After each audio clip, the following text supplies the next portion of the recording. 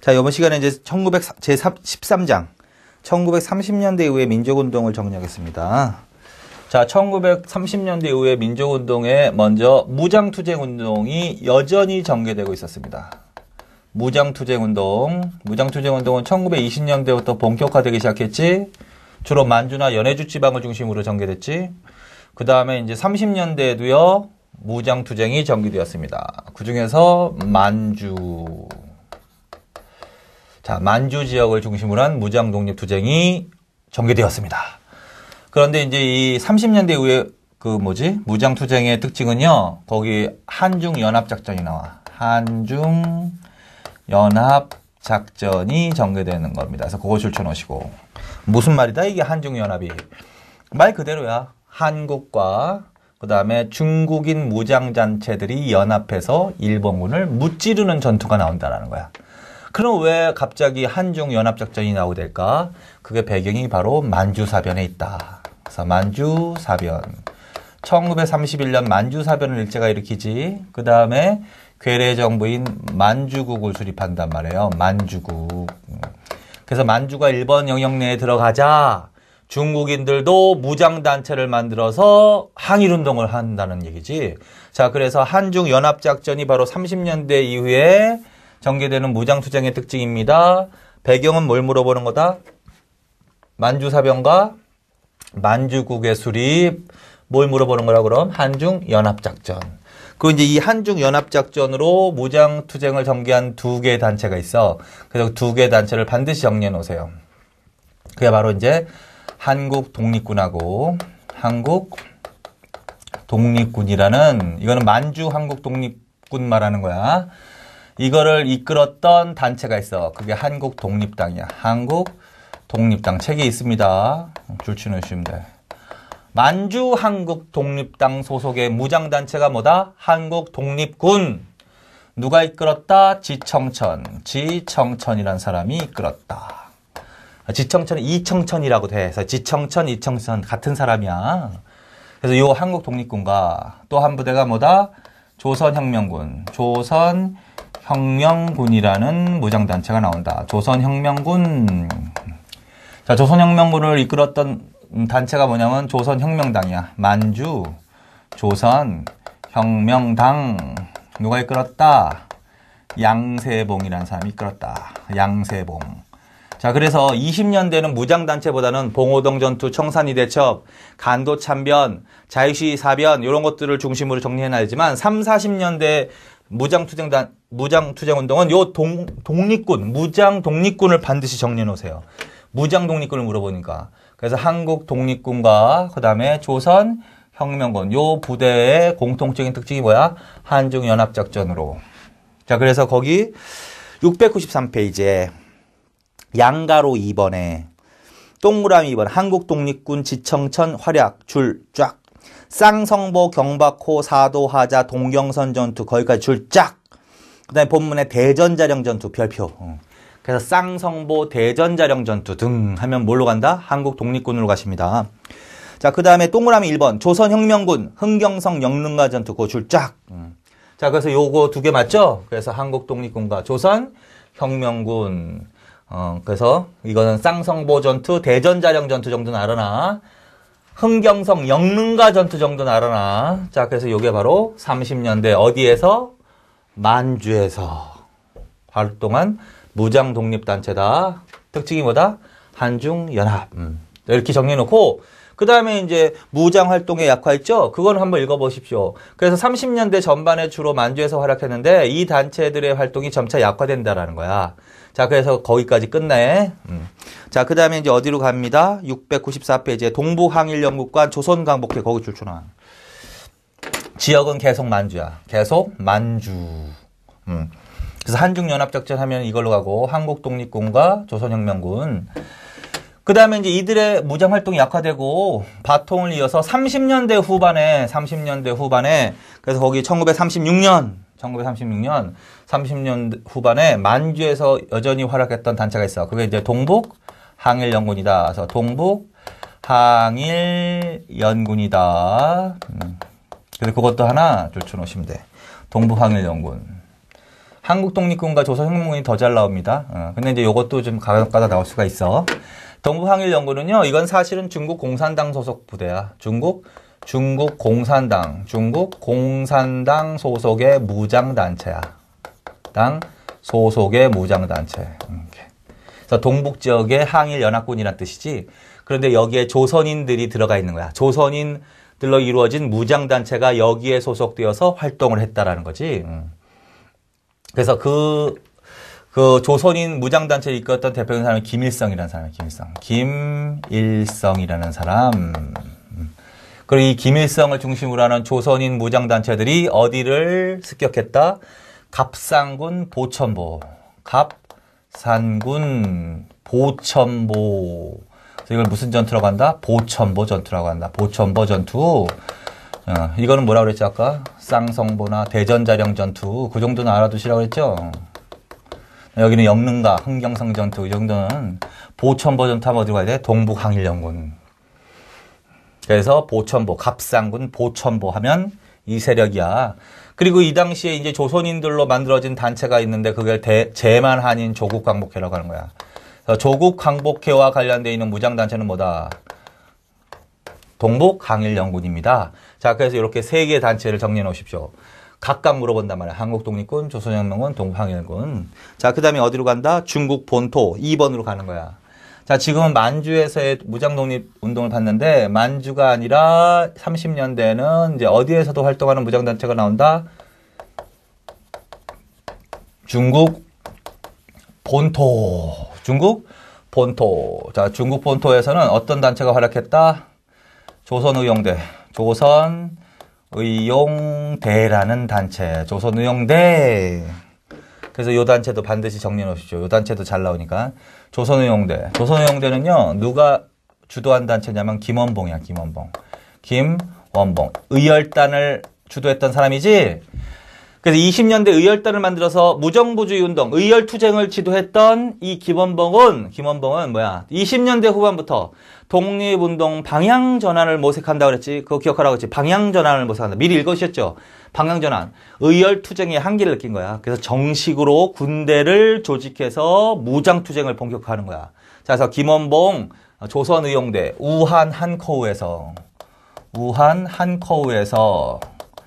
38년에, 맞지? 38년에 결성된 단체입니다. 이 단체는 주로 중국 공산당 이러면 안 돼. 중국 국민당과 연합을 해서 무장투쟁을 전개한 단체입니다. 이렇게 붙여놓으시면 돼. 그리고 조선의용대 끝부분에 그렇게 돼 있지? 그런데 40년대로 넘어가면 이 두 단체, 이 부대가 각각 여기로 이동한다 그랬지? 화북지방으로 이동해서 어디에 소속된다? 조선의용군으로 흡수된다. 그 다음에 또 일부는 중경으로 이동을 해, 중경은 대한민국 임시정부가 있는 곳이거든. 그래서 임시정부로 들어가. 임시정부 소속 무장단체가 한국광복군이거든. 그래서 한국광복군으로 흡수됩니다. 이렇게 여기까지. 자, 그래서 지금 무엇에 대해서 했습니다? 조선의용대에 대해서. 그래서 조선의용대는 몇 년대? 30년대. 어디에서? 중국 본토에서 활약한 무장단체였습니다. 누가? 김원봉이 38년 우한 한커우에서 조직한 무장단체입니다. 국민당과 연합을 해야 돼. 공산당 이러지 말고. 국민당과 연합을 해서 활동을 했습니다. 40년대는 어디로 흡수된다? 화북지방으로 이동해서 조선의용군으로 일부 없애고 중경으로 가서 임시정부 산하 한국광복군으로 흡수되었습니다. 자, 여기 조선의용대 설명이야. 그래서 30년대 무장투쟁단체 4개를 기억하시란 말이야. 한국독립군, 조선혁명군, 동북항일연군, 조선의용대. 이 4가지 반드시. 자, 그 다음에 이제 제2절로 갑시다. 제2절. 중국 본토에서. 이 중국 본토는요, 중국 국민당. 자, 중국도 공산당하고 국민당하고 다툰다 그랬지? 국민당은 민족주의 세력이고 공산당은 그냥 공산당이야. 그리고 이때는 아직까지는 이 본토는 국민당이 지배하고 있는 지역이야. 그래서 국민당 관할 내 라고도 표현을 합니다. 그래서 중국 본토는요, 어떻게 표현하게 되냐면, 국민당 관내, 관내, 이렇게도 표현해. 관내. 국민당 관할 내. 자, 여기에서는 무슨 운동이 전개되고 있었습니다. 민족협동전선. 민족협동전선. 자, 민족협동전선이라는 뜻은 무슨 뜻이라고 그랬지? 통합한다는 뜻이라고 그랬지? 이거 몇 년대부터 이 용어가 나올까? 20년대부터 나왔습니다. 이게 바로 사회주의 사상이 보급되면서 사회주의와 민족주의 세력 간의 갈등이 심화된다 그랬지?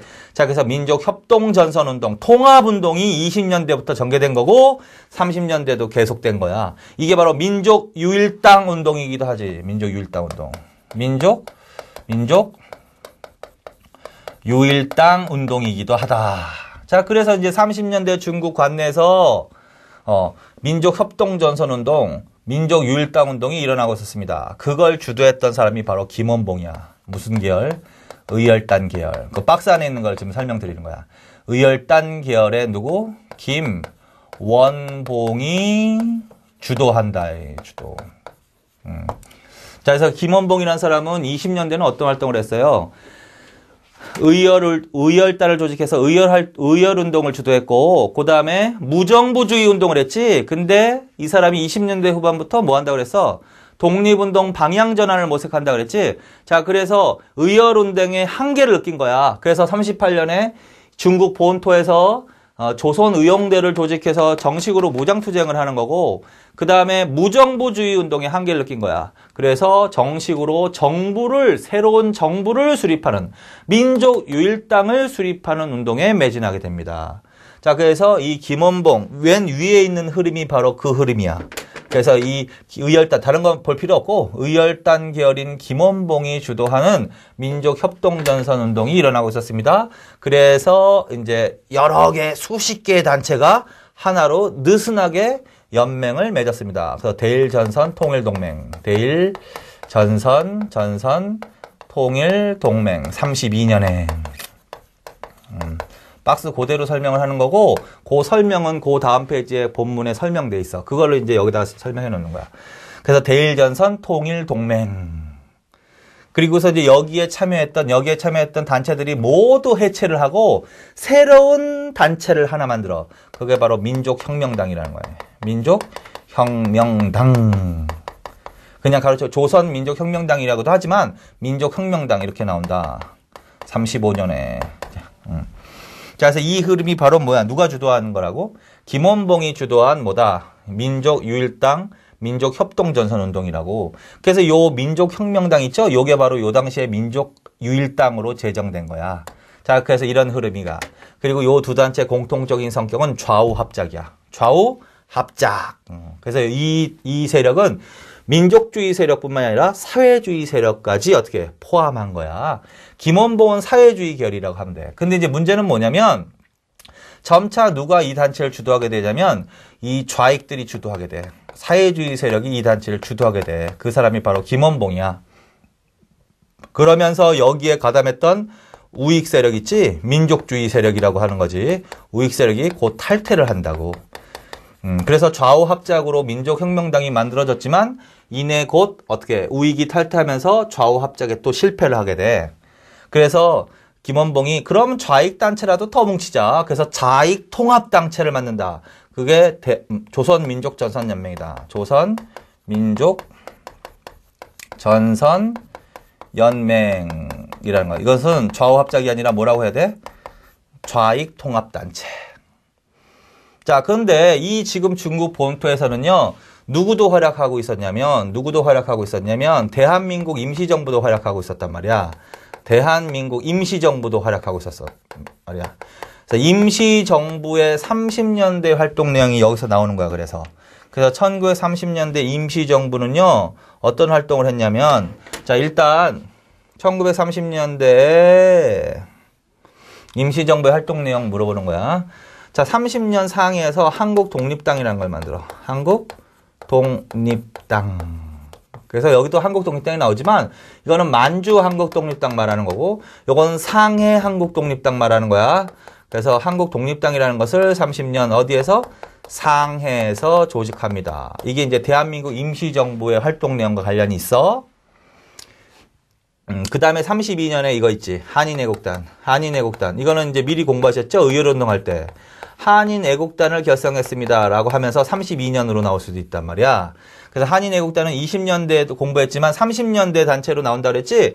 한인애국단은 김구가 만든 거 맞죠? 김구가. 그래서 다 김구와 관련이 있어. 김구가 중심이 되어서 그래서 무슨 의거가 일어나? 이봉창. 그치? 이봉창. 윤봉길 의거. 윤봉길 의거가 몇 년에 일어난다? 32년에 일어나는 거 맞죠? 자, 그래서 임시정부의 30년대 활동 내용 하는 거야. 첫째, 30년 상에서 한국 독립당을 조직하였습니다. 32년에 한인 애국단 소속 이봉창, 윤봉길 의거가 있었습니다. 이렇게 되는 거지. 자, 그 다음에 이때 이제 한국 독립당 내부에 좀 분열이 있었거든? 뭐냐면 지금 이 위에 있는 김원봉 중심의 이 민족협동 전선운동 있죠? 여기에 참여하자라는 세력도 있었고 아니다. 참여하지 말고 무슨 말이냐면 여기에 참여해서 민족혁명당을 만든 사람들은요. 이게 앞으로 우리를 대표하는 정부라고 얘기하고 있는 거야. 그리고 기존의 임시정부 한국독립당은 해체시켜버리자 이런 식으로 주장했던 거야. 그래서 여기에 일부는 여기에 가담하기도 해. 그게 이제 여기에 가담했던 우익들이야. 우익들. 반면에 임정을 유지하는 세력도 있다. 임정을 유지. 임정 유지파. 임정 유지 세력이 있단 말이야. 임정 유지 세력. 아니다. 임시정부를 그대로 계속 가야 된다라는 거야. 그 대표적인 사람이 누구냐면 김구야. 김구. 김구 등은 임정을 유지. 그래서 이 사람은 여기에 가담하지 않아. 그리고서 따로이 뭘 만든다? 한국 국민당을 만드는 거야. 그래서 한국 국민당을 만들었습니다. 그래서 임시정부의 활동 내용으로 이것도 나올 수 있다. 자, 대한민국 임시정부 30년대, 35년에 뭘 만든다? 김구가 주축이 되어서 한국 국민당을 만듭니다. 한국 국민당. 그래서 35년에 민족혁명당하고 좌우합작의 민족혁명당하고 자, 임시정부 우익 위주의 한국 국민당 이렇게 대립했던 거야. 그런데 이제 곧 좌익이 주도하면서 우익은 탈퇴한다 그랬죠? 그래서 그 탈퇴한 사람들과 한국 국민당이 연합을 해서 우익 통합단체를 만드는 거야. 우익 통합단체를 만드는 거야. 그게 바로 뭐다? 한국 광복운동단체 연합회. 한국 광복운동단체 연합회라는 단체. 그 박스 안에 다 있는 거 맞죠? 37년에. 그래서 37년에는 좌익 통합단체인 조선민족전선연맹이라는 단체하고 우익 통합단체인 한국광복운동단체 연합회 이런 식으로 또 대립을 한다라는 거지. 자, 그래서 여기까지 일단 그러다가 이제 30년대 후반에 어떻게 두 세력을 또 통합해야 된다라는 움직임이 있어서 또 좌우 합작 운동이 일어나는 거지. 그래서 전국연합 진선협회까지 진선협회까지 이렇게. 자, 그래서 요거 이제 흐름을 이제 설명해 드렸거든요. 자, 일단 요거 몇 년대 활동 내용이야? 30년대. 어디야? 중국 본토 내지는 관내. 무슨 운동을 얘기하고 있는 거야? 민족협동전선, 민족율당운동. 자, 그리고 그 중에서 뭘 물어볼 수 있어? 임시정부의 몇 년대 활동 내용을 지금 공부하고 있는 거야? 30년대. 그래서 하나씩 합시다. 대한민국 임시정부는 30년 상해에서 뭘 만듭니다? 한국 독립당을 만듭니다. 맞지? 맞는 문장이야. 32년에 이봉창, 윤봉길 의거가 있었습니다. 이것도 임시정부의 활동 내용으로 들어가는 거지? 한인애국단. 맞지? 그 다음에 35년에 김구가 뭘 만들어? 한국 국민당 만드는 거지? 이것도 맞지? 그 다음에 37년에 민족주의 세력을 통합한 통합단체인 한국 광복운동단체 연합회를 결성했습니다. 요게 다 몇 년대, 30년대 어느 단체 활동 내용으로 나오는 문제다. 대한민국 임시정부 이렇게. 이 당시에 대한민국 임시정부는 맨 처음에는 어디에 있었지? 상해에 있었지, 상해. 그래서 몇 년까지는 19년에서 몇 년까지는 32년까지는. 그래서 30년대 전반은 여전히 상해에 있었던 거죠. 그런데 32년에 무슨 의거를 계기로? 윤봉길 의거를 계기로 어떻게 된다? 이동하는 거지. 그래서 이동식이라고 하는 거지. 32년부터 몇 년까지? 40년까지. 자, 그래서 30년대 대한민국 임시정부의 활동 내용은 상해정부 시기도 있고 뭐다 주로 이동식이다. 자, 그래서 그거 기억해. 자, 그래서 요게 바로 뭐 대한민국 임시정부의 활동 내용도 물어보는 거야. 겸사겸사. 자, 그래서 지금 그리고 여기서 이제 좌우합작 골라보세요. 여기 좌우합작 뭐가 있다? 대일전선 통일동맹하고 민족혁명당하고 뭐다? 전국연합진선연합 박스 안에 있지? 그래서 좌우합작 20년대 뭐하고 관련인 거? 신간의 근우하고 비슷한 성격을 갖고 있는 거지? 다 민족유일당 운동에 영향을 받은 거. 그래서 좌우합작. 그래서 그거 다시 정리하시고. 그 다음에 이때 이 민족협동전선운동, 민족유일당 운동을 주도했던 두 사람 기억해. 누구? 김원봉과 누구? 김구. 그래서 위에 거는 김원봉이 주도한 거고 밑에 거는 김구가 주도한 거야. 자, 그 다음에 30년대 대한민국 임시정부를 물어볼 수 있어 없어? 물어볼 수 있지. 그래서 임시정부의 활동 내용으로 맞는 것은 좀 전에 하셨죠, 계속. 한국독립당, 한인애국단, 상해시기, 이동시기, 한국국민당, 한국광복운동단체, 연합회 이렇게. 그 다음에 이 지역에서 무장투쟁단체 나올 수 있다 없다? 나올 수 있다. 누굴까? 김원봉이지, 그 사람이. 김원봉이 38년 중국 본토 똑같은 거지. 김원봉이 뭐 조선의용대를 결성해서 무장투쟁을 전개해 나갔지. 이때는 이렇게 불러. 조선민족혁명당. 그래서 조선민족혁명당과 조선의용대와 관련되는 인물이 누구냐고. 김원봉. 자, 그래서 이런 식으로 정리해 놓으세요. 자, 그래서 여기까지. 그 다음에 넘기십시오. 696페이지에서 697페이지까지 설명되어 있는 부분이 지금 이걸 설명해 드린 거야. 그걸 이제 칠판에다가 좀 알기 쉽게 요약을 해 드린 거지. 자, 그래서 크게 지금 두 가지를 해서 30년대에 해외 독립운동을 한 거야. 첫째, 무장투쟁운동. 4개. 하나, 한국독립군, 조선혁명군, 동부항일연군, 조선의용대. 자, 그 다음에 중국 본토를 중심으로 하는, 이건 만주하고 중국 본토 나눠놓고 지역은. 그 다음에 중국 본토를 중심으로 한 민족 협동전선 운동, 민족 유일당 운동, 좌우합작. 그래서 3개. 이거. 그 다음에 이걸 주도했던, 협동전선을 주도했던 김원봉과 김구. 대한민국 임시정부. 무장투쟁 다시 한 거지? 이거. 조선의용대. 그리고 임시정부의 활동 내용은 더 물어보겠지. 30년대 대한민국 임시정부 활동 내용으로 맞는 것을 하면 여기서 나오는 거지. 한국독립당, 애국단, 이동시기, 한국국민당, 한국광복운동단체 연합회. 자, 이런 식으로 정리를 해 놓으십시오. 요게 이제 주로 30년대 해외 독립운동이야. 자, 그 다음에 이제 국내로 갑시다. 국내. 자, 국내 독립운동은 그렇게 좀 많진 않아. 이거 먼저 지울게요. 자, 그래서 다시 이걸 수평으로 써드릴게. 자, 30년대 중국 본토에서는 무슨 운동이 하나 나올 수 있어? 민족협동전선, 민족유일당운동. 그래서 좌우합작으로 만들어진 단체가 뭐냐? 맞지? 합작. 그 다음에 대한민국 임시정부. 대한민국 임시정부가 30년대 어떤 활동을 했느냐? 여기 이 운동했다. 독립당 만들었다. 한국독립당. 그 다음에 애국단, 한국국민당, 광복운동단체 연합회 이렇게. 그 다음에 여기도 나와 있지만 또 한 번 중국 본토 무장투쟁 단체. 그래서 조선의용대 이렇게. 조선의용대 이렇게. 그래서 이런 식으로 정리해 놓으시라고요. 자, 그 다음에 이제 국내 민족운동은 뭐가 있다? 조선공산당 재건운동. 자, 조선공산당은 몇 년대에 활동을 했어? 20년대란 말이야. 그래서 1차, 2차, 3차, 4차까지는 읽으셨죠? 그리고 4차 조선공산당이 뭘로 해체? 코민테른의 12월 태제로 해체했다 그랬지?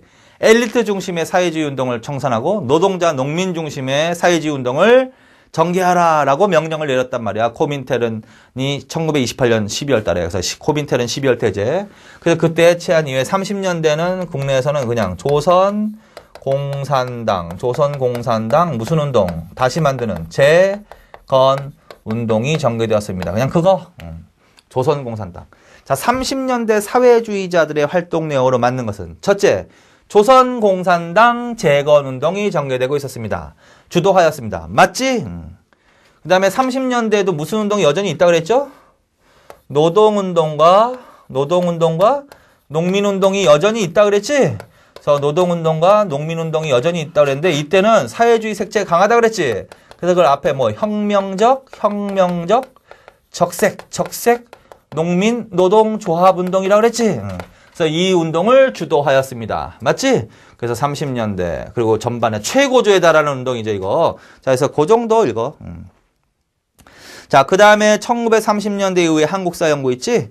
자, 한국사 연구는 자 먼저 민족문화수호운동이 여전히 전개되었습니다. 민족문화수호운동. 그 중에서 이제 여기서 한국사를 먼저 본다. 역사 연구와 관련됐다. 근데 30년대는 뭐가 나와야 되느냐 하면 일단 조선학운동. 조선학운동. 이거 하나 정리해놔야 돼. 자, 그 다음에 유물사관에 입각한 역사 연구가 본격화되는 거야. 유물사관.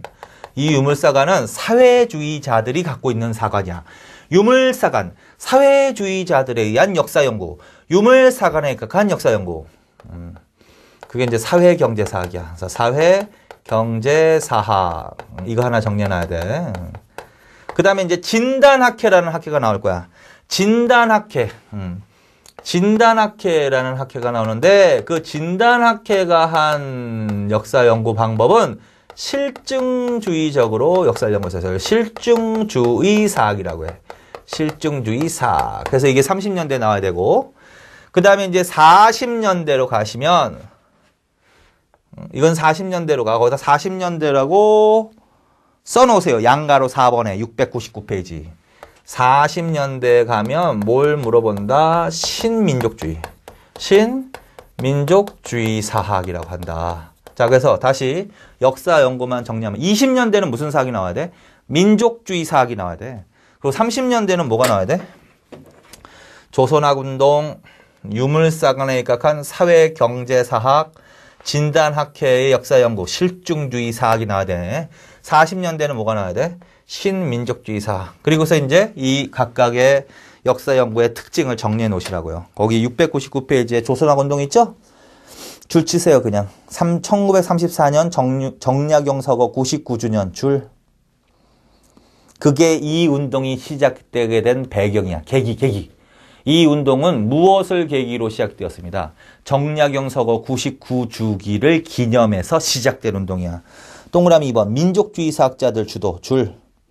안재홍, 정인보, 문일평 등 줄.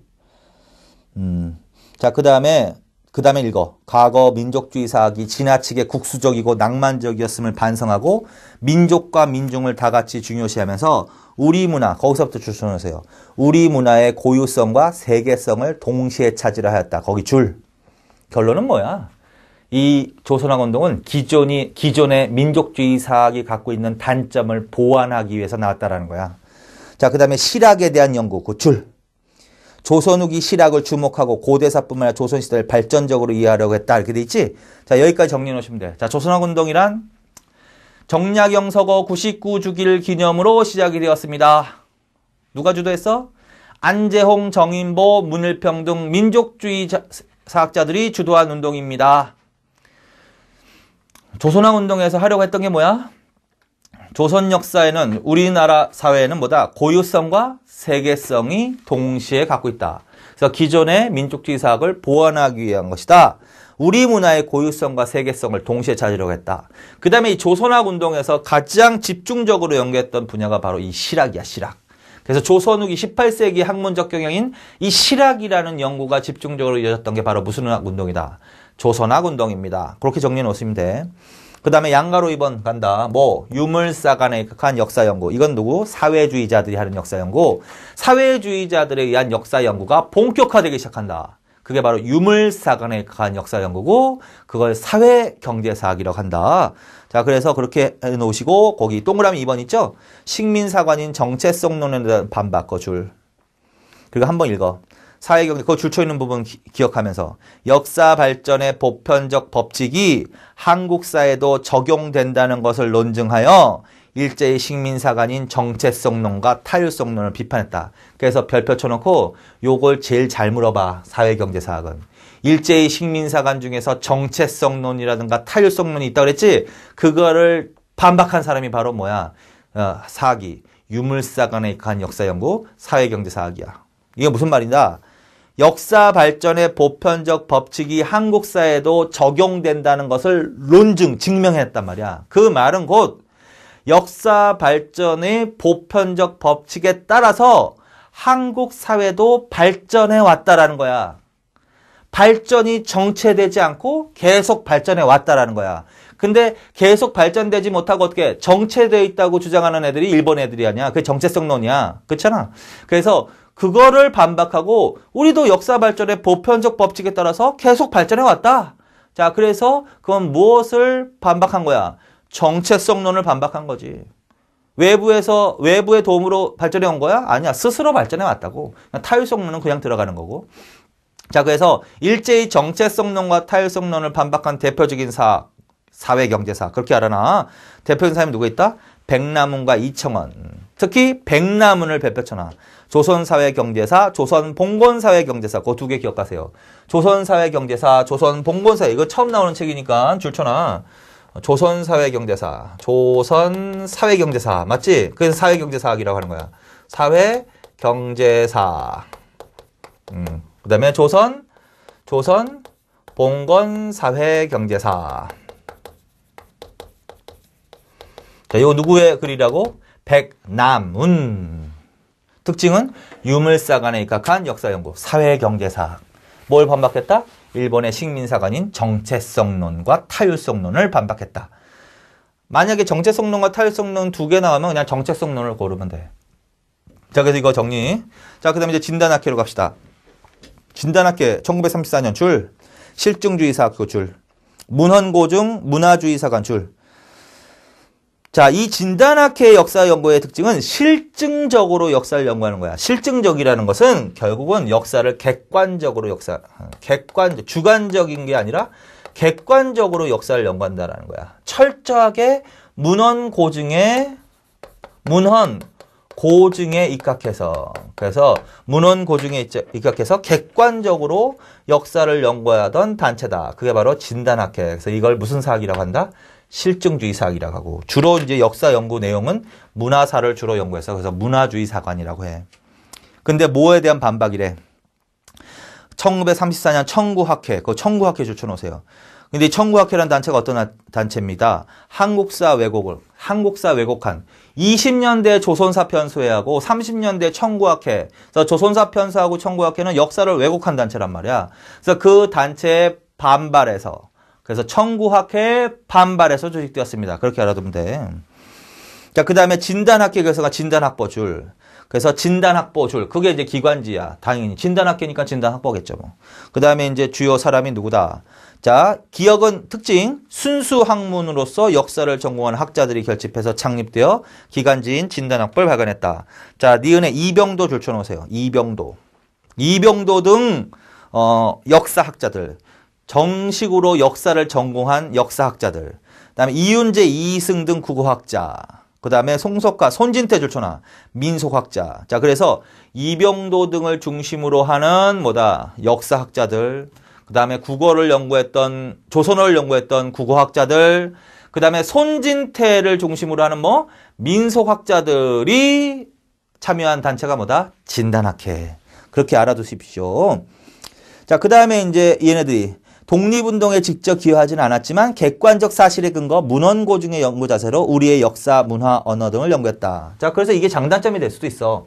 진단학회는 객관적으로, 실증적으로 문헌고증에 입각해서 역사를 연구했어.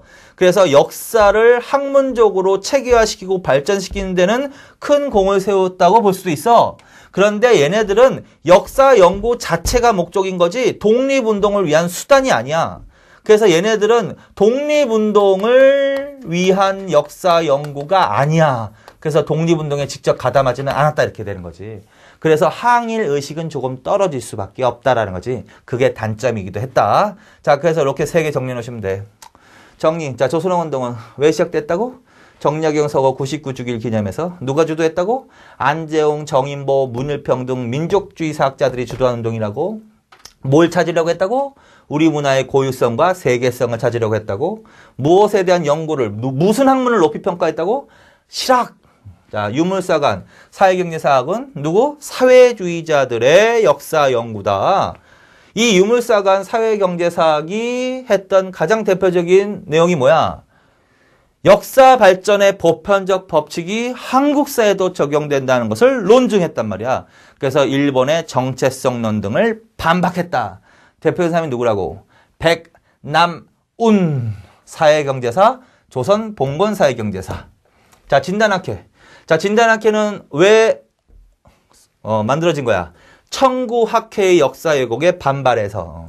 기간지는 뭘 뒀어? 진단학보. 참여한 사람들이 어떤 사람들이야? 이병돌 중심으로 하는 역사학자, 국어학자, 손진태를 중심으로 하는 민속학자들. 얘네들은 역사를 어떻게 연구해? 객관적으로. 문헌고 중에 입각해서. 그게 실증주의 사학이라고 한다. 그래서 장점은 역사를 순수하게 객관적으로 연구함으로써 학문적으로 체계화시키는 데는 기여해 분명히. 그러나 독립의식은 좀 떨어져. 그래서 독립운동을 위한 수단이 아니었기 때문에 이거를 위한 수단이 아니라 역사 연구 자체가 목적이었다. 거기까지. 그 다음 이제 40년대에 뭘로 간다? 신민족주의 사학으로 간다. 신민족주의 사학은 두 사람 기억하세요. 두 사람이 뭐다? 한 사람이 이제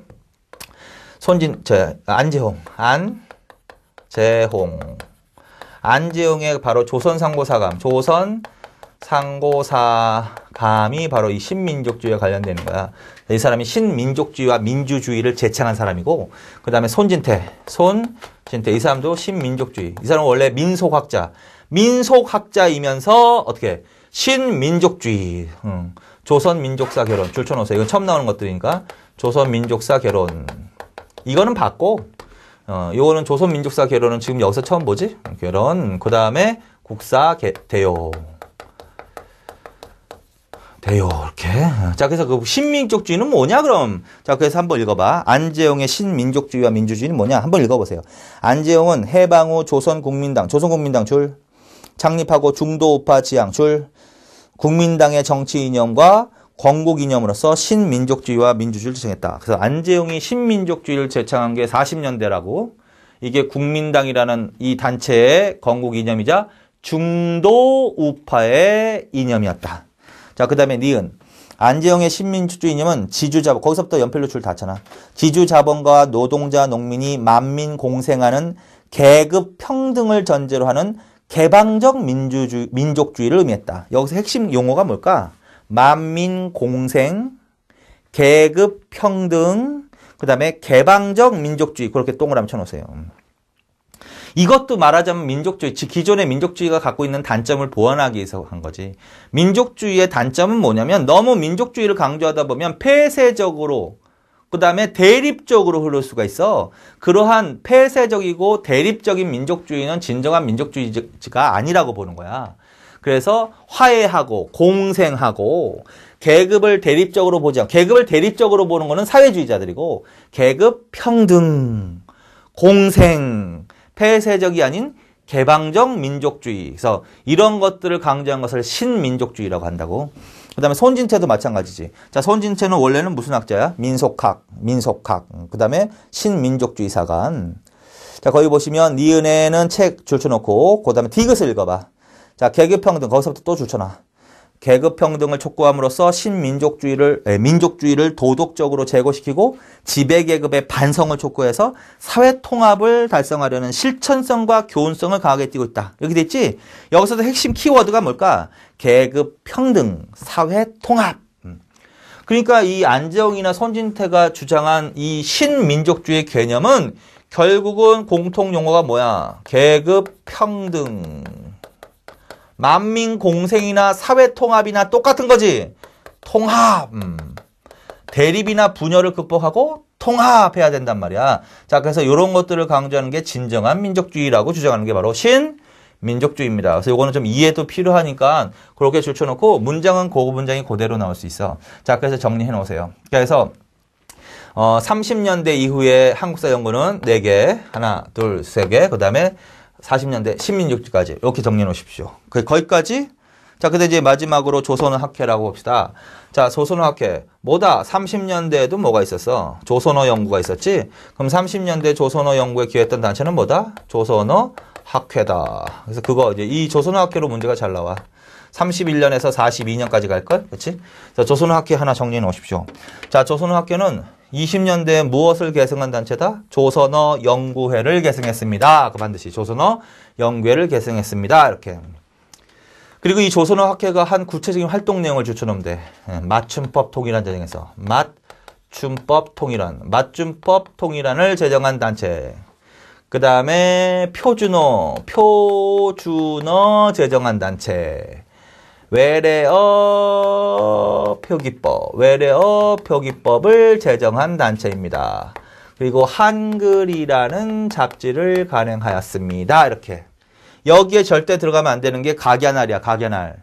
각야날 제정은 어디서 한 거야? 각야날이 오늘날 한글날의 기원이라고 그랬죠? 그게 조선어 연구에서 한 거지? 20년대 한 거지, 그거는. 그러니까 각야날 제정은 들어가면 안 돼. 그래서 맞춤법 통일안 제정했다, 표준어 제정했다, 외래어 표기법 제정했다, 한글이라는 잡지 간행했다. 이게 바로 어떤 단체냐고요? 조선어학회. 자, 그리고 이걸 통해서 하려고 했던 사업이 뭐냐면, 이거는 했고, 우리말 큰 사전. 우리말 큰 사전을 편찬하는 작업을 했던 거야. 편찬 작업. 그래서 이건 사실은 맞춤법이나 표준어 외래어 표기법은 당연히 이 우리말 큰 사전은 국어사전이야. 국어사전을 편찬하기 위해서는 기초 작업이란 말이야, 이게. 그래서 이거를 제정하고 이걸 하고 우리말 큰 사전 편찬 작업을 했단 말이야. 근데 이 편찬될 즈음에 42년에 일제가 조선어학회를 해체시킨단 말이지. 그래서 우리말 큰 사전은 편찬 시도하였으나 편찬 작업을 하였습니다. 그러나 편찬되어 보급되지는 못합니다라고 해야 돼, 정확히. 그래서 조선어학회 활동 내용 중에서 우리말 큰 사전을 편찬 보급하였습니다. 그러면 그거 틀린다고요. 그거 바꿔서 그렇게 잘 나온다고요. 그래서 그러면 안 돼. 자, 그래서 그렇게 정리하시면 돼. 여기까지. 자, 그래서 이제 여기까지가 바로 몇 년대? 1930년대. 물론 이제 40년대 몇 개 있지? 근데 대부분은 30년대지. 30년대 공대 민족. 그러니까 민족 말살 정책기 때의 그 중에서도 대부분은 30년대, 간혹가다 요거는 40년대겠지, 그치? 그 다음에 신민족주의는 40년대라고 그랬지? 요걸 제하면 다 몇 년대? 30년대 민족운동으로 나오는 겁니다. 그래서 거기까지 합시다. 자, 그래서 여기까지 해가지고 민족말살 정책기의 민족운동까지 정리해드렸습니다. 자, 여기까지 해서 근대사회를 마친 거야. 그래서 근대사회 맨 처음에 어떻게 공부한다고 그랬죠? 흥선대원군부터. 물론 그때부터 근대사회라는 건 아니고 흥선대원군부터 공부를 하셨죠. 그 다음에 이제 45년 우리나라 광복될 때까지. 근데 그 시기를 두 개로 나눠서 했지. 일제강점기, 그 다음에 일제강점기 전까지. 그리고 흥선대원군에서 일제강점기 전까지도 세 시기로 시기별로 나눠서 흥선대원군부터 방공년까지, 90년대 동학서부터 대한제국까지, 그 다음에 900년대는 국권 침탈 과정 해가지고 의정서부터 합방까지. 그런 식으로 정리해 드린 거야. 그 다음에 일제강점기 10년부터 45년인데 통치 방식별로 나눠서 무단 통치기, 문화 통치기, 민족말살 정책기. 주요 핵심 내용은 크게 주제는 두 개야. 통치 방식의 변화. 그 다음에 민족운동. 이런 식으로 정리. 그 다음에 이제 45년도에 이후에, 강복 이후에는 이제 현대사회라고 합니다. 그래서 현대사회로 넘어가겠습니다. 그건 이제 다음 시간에. 자, 이번 시간 여기까지 하겠습니다. 수고하셨습니다.